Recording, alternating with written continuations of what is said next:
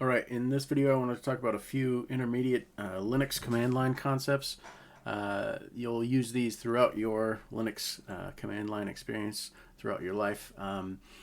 The topic is standard input, output, and error. Right, so collectively these three terms are referred to as standard I/O. And standard input is a mechanism of getting data into your program. And then standard output is a mechanism for getting data out of your program, right? And there are multiple mechanisms to get data in and out of your program. There is an additional output mechanism called standard error. Okay, so you have basically an input channel and then two separate output channels for your programs, and these are standard. Okay, so output by default, one of the best ways to think about this is in terms of plumbing. You have pipes hooked up to get data into your program and out of your program. And these pipes contain bytes. You might think of these as byte streams, right? Streams of information.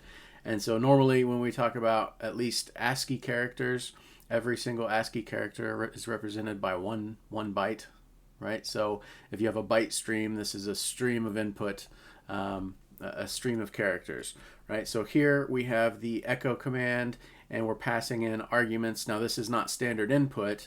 What this is an argument, but these characters are bytes, right? So we're thinking about bytes going through pipes, right? So plumbing is sort of the analogy we're going to use.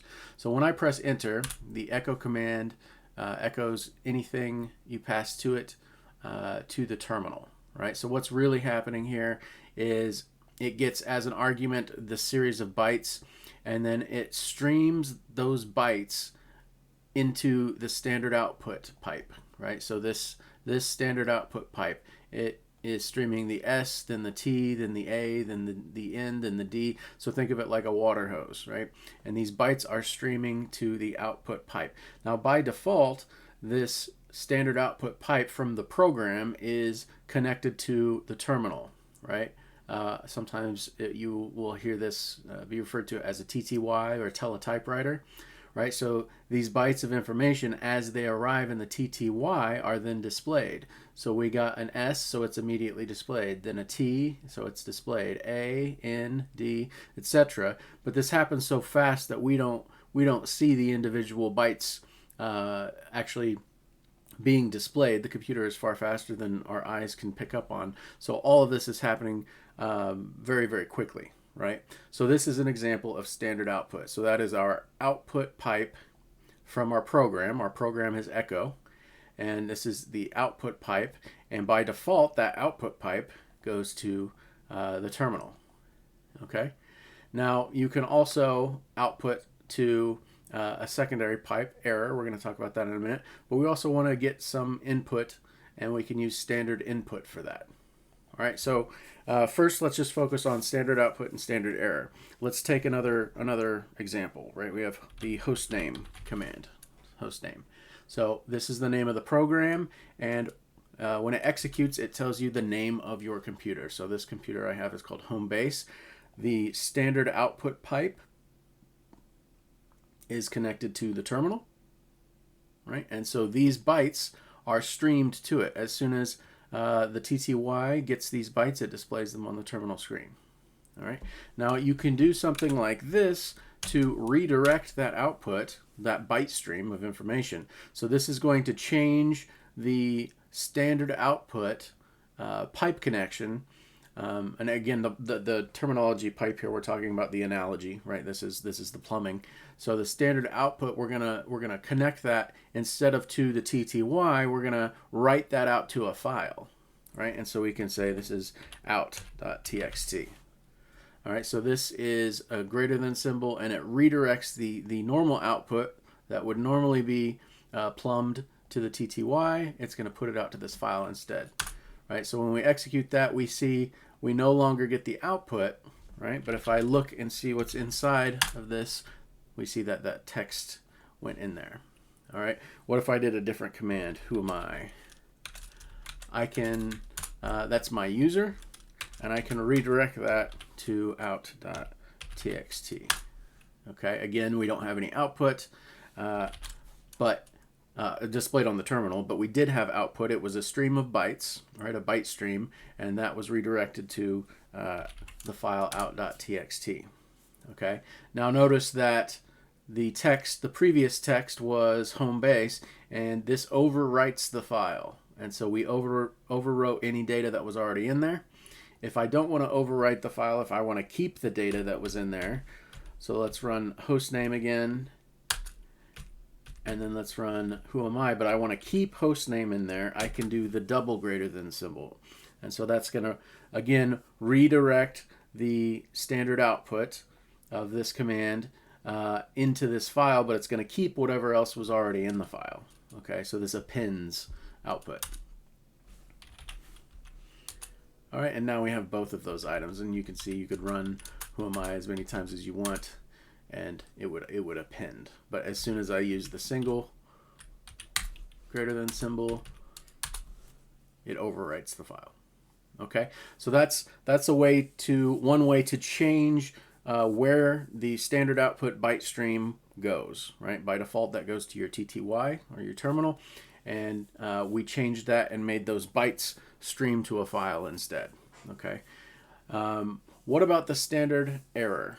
Well, first we need a command with an example of some standard error. So let's try the hostname command again. And hostname, you can change the hostname of your computer by specifying an argument, but you have to be root to do that. Okay. So here, a couple of things have happened. We get this text, and it says you must be root to change the hostname. Also note here, my command prompt is set up to tell me if a command was successful or not. Okay, we see this red X. We didn't see that before. So this is actually a special exit code. Every command has an exit code. If it exits with 0, then that means the program ended successfully. Any other exit code suggests that the program exited with some sort of error. And they're a numeric exit code. They're integers. And so exit 1 is sort of the default, but you can have different numbers to represent different types of errors that occurred when the program exited. Okay, but if you have a non-zero exit code, my command prompt displays an X, and that just lets me know that the last command didn't work. All right, so we'll talk about that in a second. But the thing I wanted to talk about first is hostname. You must be root to change the hostname.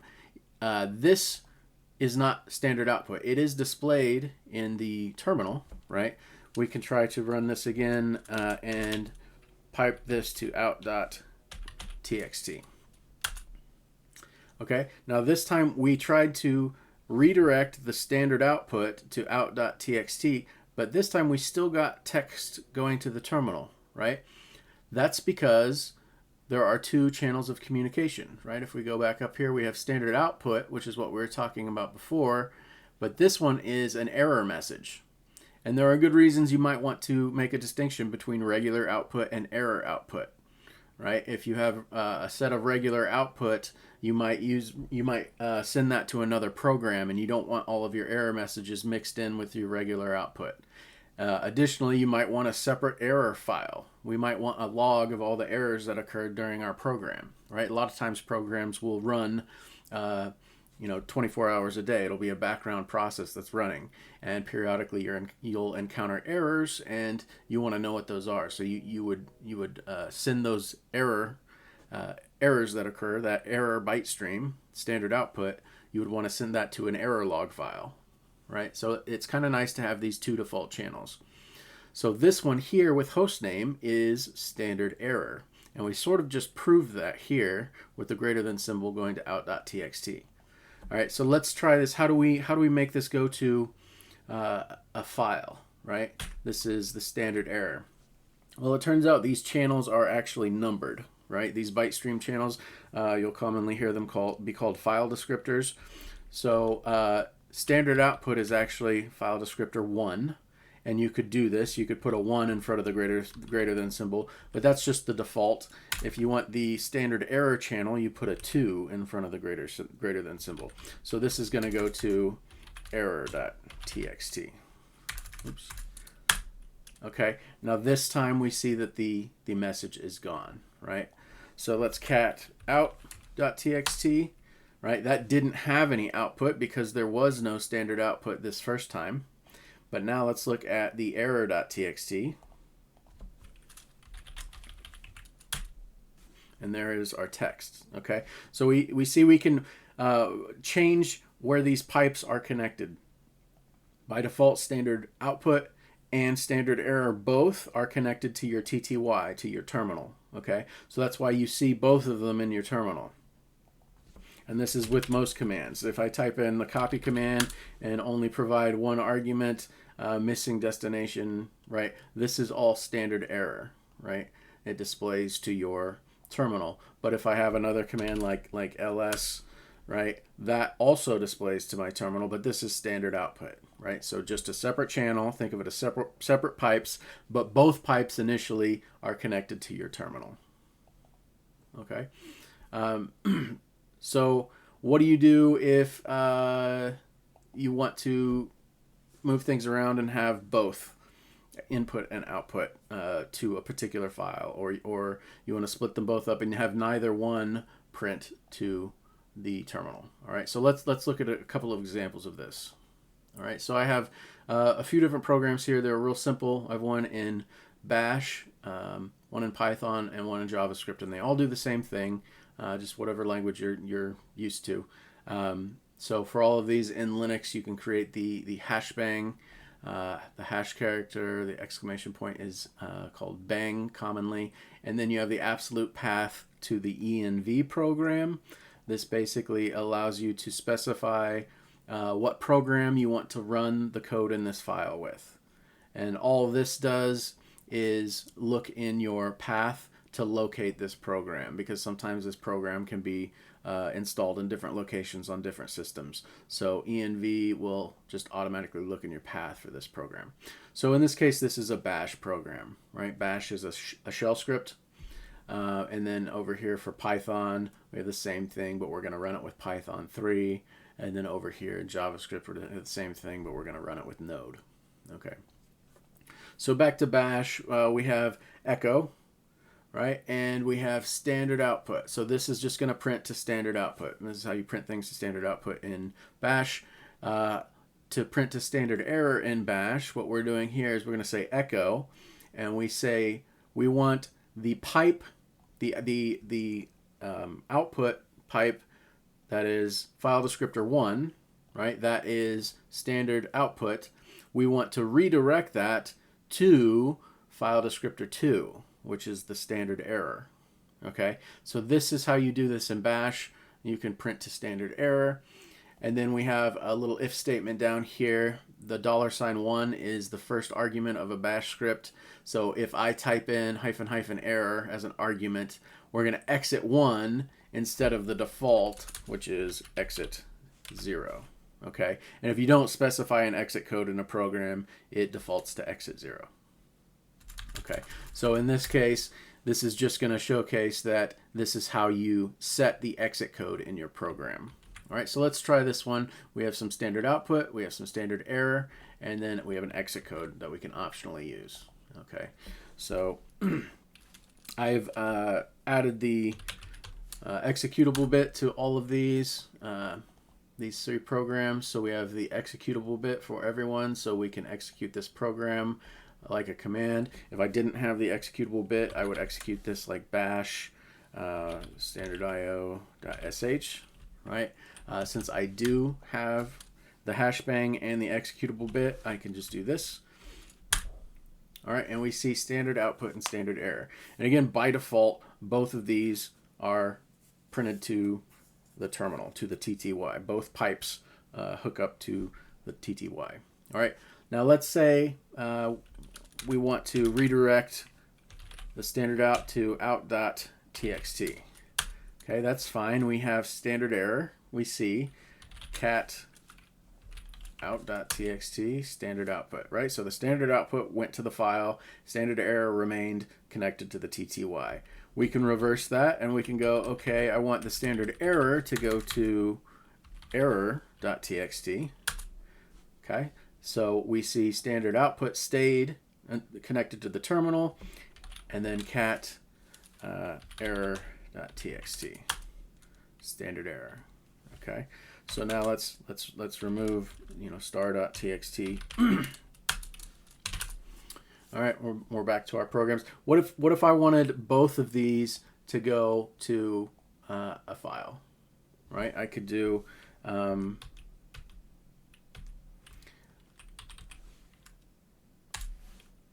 I want, let's see, I want one to go to, no, I want two to go to one. Okay, so the file descriptor 2, I want all of the information that would be sent to this pipe, right? This tube that's connected. I want that to go, instead of where it normally goes, I want it to go to wherever file descriptor 1 is pointing. Okay, and then I want to say file descriptor 1, anything that would be sent on that pipe, I want to send it out to this file, right? So this would be, you know, both.txt. Okay, and again, the 1 is optional here because that's sort of the default. All right. I have this reversed. It does have a preference on which way you do this. The order matters. There we go. Cat both.txt. Okay, so both of them went there. So why does the order matter? It's because these are actually just integer numbers, right? And the system recognizes those integer numbers. So file descriptor 2 is just some integer that's representing a byte stream, and then file descriptor 1 is just an integer. So this is saying file descriptor 2 for this program should point to the same number here, right? But we already pointed 1 to another file, so we have to do this first. Since we changed 1, if I would have done 2 and it goes to 1, that would have been the old one. But if I do this first, right? If I do it like this, file descriptor 2 is pointing to 1, and then we're changing where 1 goes, but then 2 is still pointed at 1, right? So we have to do this in the proper order. Now it gets a little advanced, and that gets into systems programming, etc. But just know that you can do both, but the order does matter, right? Okay, and we've tested both.txt. We do see we have both of the outputs there, right? And let's try executing this program again just by itself, and we see both streams are connected to the terminal, and I can say error. And notice when I have this error, right? $1 in bash is referencing the first argument provided to the command. So if that first argument is equal to error, then we exit with error code 1, and we see my command prompt shows that. You can also see the exit code of the last command that you've run with $?? All right, and we see the error code was 1 for that last one. If I change this to a 2,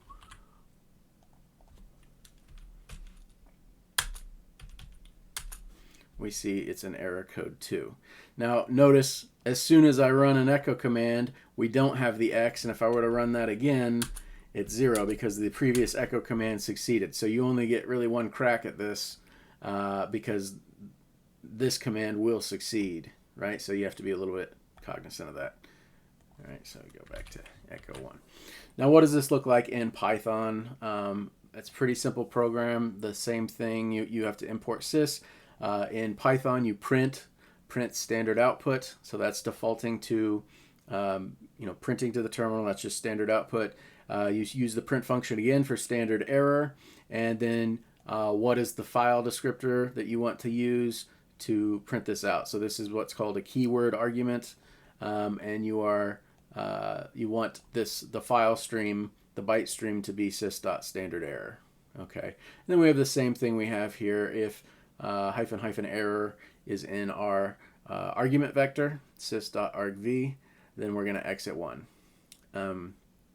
Exit 1 is primarily used for interactive Python. So when you run Python interactively like this, we can say 2 + 2, right? You run exit. So generally speaking, that's what that's for. I use it on all my scripts. They say that it's probably better to use sys.exit1, but then you have to import this as well. There is a couple of cases where this is preferred, but in 10 to 15 years of using Python, I always use this and it works just fine. So just be aware there's a subtle distinction, but it's normally not an issue. Okay, so this is exit 1, and we could try this one the same way. We can say standard io.py, and we want out.txt. Right, so standard error, stayed connected to the TTY while out went to the file. So let's run standard out.py, and we have we want to redirect the standard error to error.txt. Here we see the standard output stayed connected to the terminal, but the error went to the file. And then if we want to do both, right, we say standard io.py. Again, we have to do this in the correct order. We want 2 to go to file descriptor 1. You have to have the ampersand when it's after. This is a reference to file descriptor 1. And then we say we want file descriptor 1 to now point to a file instead of that. It's normal stream. It's normal byte stream. Okay, so this is going to go out to both.txt. Let's see. Why did that? Did I do it in reverse again? Yeah, I did it in reverse again. So it is a little bit tricky to remember the right order. All right, so 2 ampersand 1. There we go. It's not something you do a lot of, but it's important to know that you can do it, and when you do need it, it is important. So we'll look at both, and there it's both there. Okay, so that is, oh, we need to try error.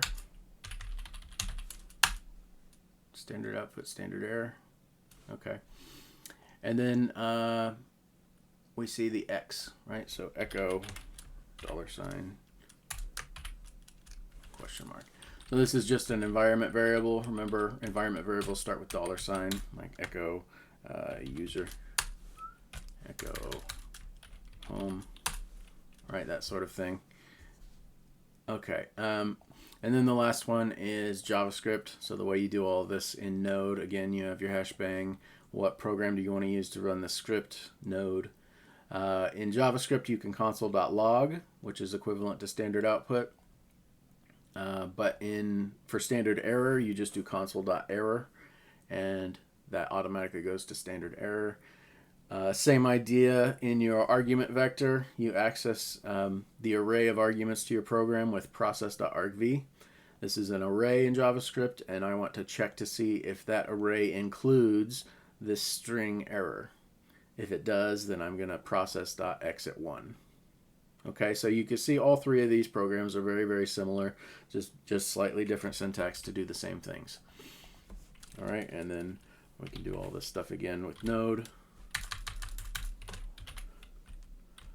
And we'll change this to JS. So there's the error. It prints both to the terminal. We can say out.txt. We can say error.txt. And then we can say both.txt 2 goes to 1.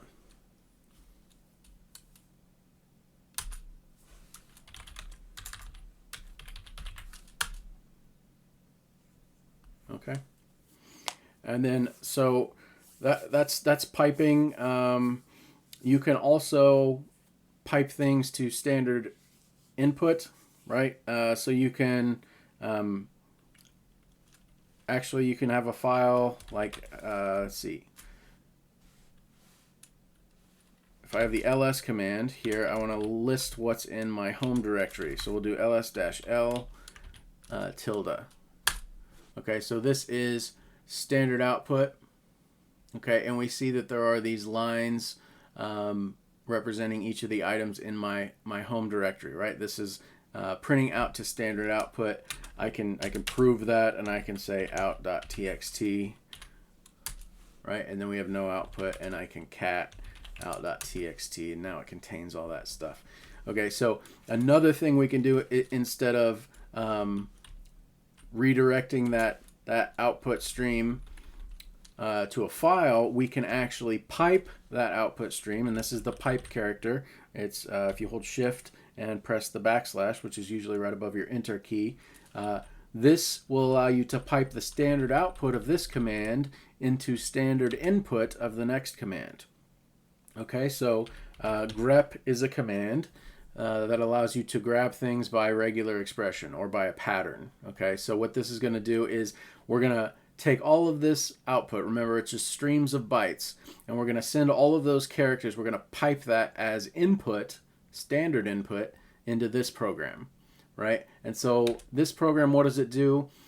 You have to specify a pattern, and let's say my pattern is the capital letter D. So I have several files that have directories that have a capital letter D in them, and I want to see, and this can be any pattern. It could be DE, DO, anything you want, and more complex regular expression type patterns if you're familiar with regular expressions. We're not going to go into that today, but it's just some pattern and it's going to match, right? So when I run this, we see that all of this was piped into the program, and what grep does is it only returns the lines where there is a match of this pattern. And I have mine configured to colorize that, right? So this was the match that grep found on all of these. And it even found, so this didn't work exactly how I had hoped. I was looking for files or directories that had a capital letter D, but we found a date as well. So I might want to do something like, instead of using the list form of ls, I might want to do that. And then that removes this node modules folder, right? And this, but I don't have all the extra information, but I get this sort of format instead. Okay, so how does grep work? Let's look at grep by itself real quick. We can man grep, right? And it's basically a way to print lines that match patterns, right? So I don't know what it actually stands for. I usually just say grab regular expression because you do use regular expressions in it. But it allows you to grab particular lines that match the pattern. Okay, and you can look at the manual page for this if you want. So let's run grep by itself without piping, and we want to match the pattern AT. Okay, as soon as I press enter, grep is going to collect standard input. Okay, standard input. So if I say dog, I press enter, it checks to see if dog matches the pattern AT. It does not, so grep didn't print anything out. Okay, I'm going to type fish. Does that match the pattern AT? No, so it didn't print anything out. If I type out cat, that did. Now it looks like we have a duplicate output, but that's not correct because this output I actually typed in to the terminal screen, right? The program did not print that out. I typed that. So this is what the program printed out. So I'm typing bat, and then the program matched the AT character, right? And it does that until it reaches the end of file. And you can send the end of file character to a program by pressing Control D. All right, and then we see grep stops. So I could do the same thing with the echo command, right? Let's say dog, new line, fish, new line, cat, new line, bat. Okay, so we have that output, and what we can do is pipe that. So this output now we're sending to standard input of the grep command, grep at. Now it does this all at once really, really quickly. It's the same exact output as up here, except it's not cluttered with me actually typing things in, right? Because this is me typing things into standard input of the program, right? But here, the standard input of the program is received from the output of the previous command, right? So I don't have to type it in. It got it from the previous command, and grep only prints the matches, right? This is where grep printed. The other things were just me typing. All right, so that's a way you can print standard output from one command and you can pipe it to another. And Linux is really nice. Their programs are designed so you can string lots of them together with this pipe. And you can do some really, really cool stuff with it. Pipe lots of different things together. So, for example, I could look at my password file and see what kind of users we have /etc/password, and then I could find, there's something called an awk command, and we can select items from this. We'll say that the field separator is the colon, and we want to print $1.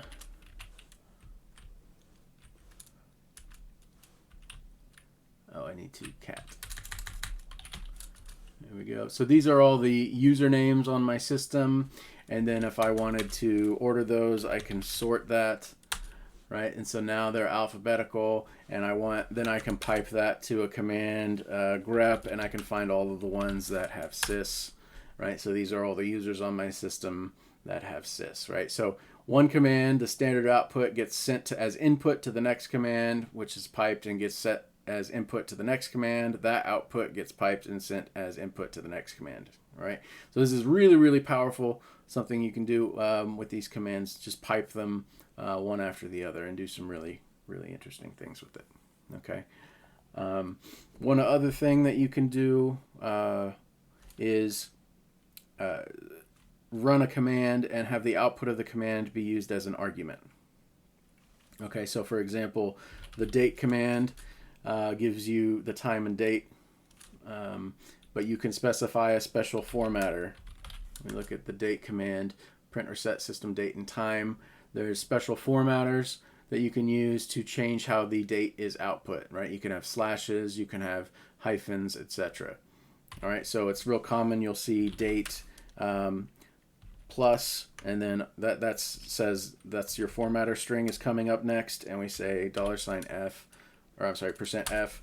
So that's sort of year, month, day, right? So what we can do is I want this output, I want to create a file that is the date and then .log, right? So this is an example of, you might want to run a program. The program runs all the time, and you want the output to go to a log file. But since the program's running all the time, you want log files for every single day, right? And so we want to output this. So let's say we have an error message in one of our programs, error, right? And we want this to go to a file, and we want it to go to date.log. Okay, so there's two ways we can do this. The old way of doing it is with the backtick. I'm not sure how well you can see this. This is a little purple character. It is the backtick. It is right above the tab character on the left of your keyboard, right? And what this does is it makes sure this command is run first. The output of this command is then placed right here, right? So we should get this date, and we should get that placed right there. All right, so if we run this, ls, there we have it. We have a file. And we can cat that. All right, that was our error. All right, the other way you can do that, this is the newer style syntax, is $, like that, and put your command inside of it, like that. Same thing. Right, just to prove it, we could do like error 2. Okay, so that's a way you can you can execute a command and have that be passed in as like an argument, right? We could say echo date plus %F, right? So now this is being executed and it's being passed in as an argument. right? It's not really any different than calling that, right? But we are actually technically doing something different. We are calling the date function, and then the result here is passed into echo, and then it's output, right? So it's an extra layer that doesn't really do anything. Okay, so those are some intermediate Linux concepts that you'll use all the time. And just be aware, standard input, standard output, and standard error, very important, collectively referred to as standard IO. And we also talked about the exit codes. Exit 0 is default, means no errors, and exit 1 or more is an error code. There's some sort of exiting with some sort of error. And then the last thing, you can, with the shell, you can run a command and have the output be interpolated right into whatever command you're talking about right here. So this last example, we wanted to output to a file, or we wanted date to be an argument to one of our commands. So an example of this would be like, I want to move, we have this command .log, right? We have this file date.log. I want to move that. I want to say this is date plus %f .log, and I want to move that to error.log or something like that, right? This isn't really practical. That's not something you would necessarily do, right? But then we see that moved it. The result of this was executed first, and that gave us this value, so that was placed right here, and then we were able to move 2024-0205.log to error.log. Okay. All right, so that's good enough for this video. Thanks for watching.